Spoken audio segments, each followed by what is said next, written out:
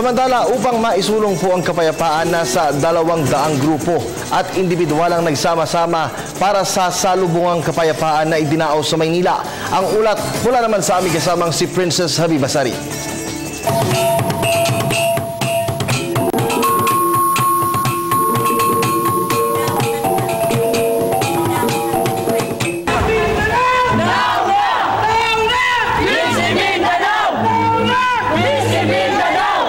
Nagsama-sama ang mahigit kumulang 200 mga grupo at individual kasama ang mga kabataan, mapa-Muslim man o hindi, sa isang salubungan para sa kapayapaan sa Maynila.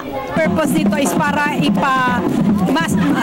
ilagay sa history natin, no? Sa history ng ating bansa, kung ano yung nangyari, tunay na nangyari sa mga Bangsamoro at kung bakit sila ay ngayon ay nagpupursugi na mabigyan ng katarungan. Ang sinabi natin isang cause ng ating kanilang pakikibaka is yung historical injustice, ay hindi dapat lang ang pagdadalamhati. Ang ating gagawin ay itong nangyari sa Jabida ay gagawin nating tulay para sa kapayapaan. Sa araw ng paggunita sa Jabida Massacre na sinariwa ng mga kapatid nating Moro, Lumad at Kristiyano sa isla ng Corregidor, isang masayang salubungan ang bumati sa kanilang pagdaong sa Maynila na sinamahan pa ng tugtugan mula sa Palawan Tribe.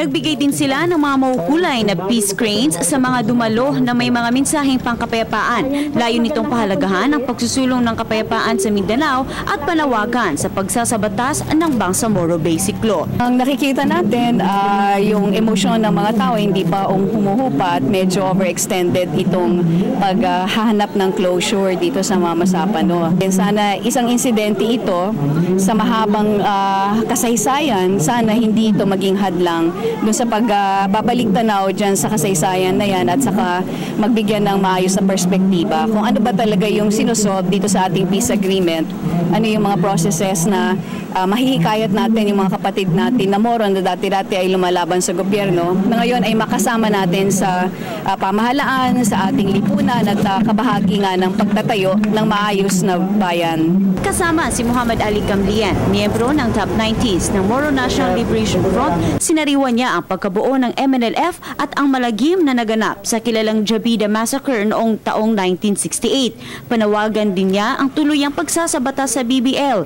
Aniya, ito ang inaasam-asam na solusyon ng buong Bangsamoro upang ito'y maging payapa na.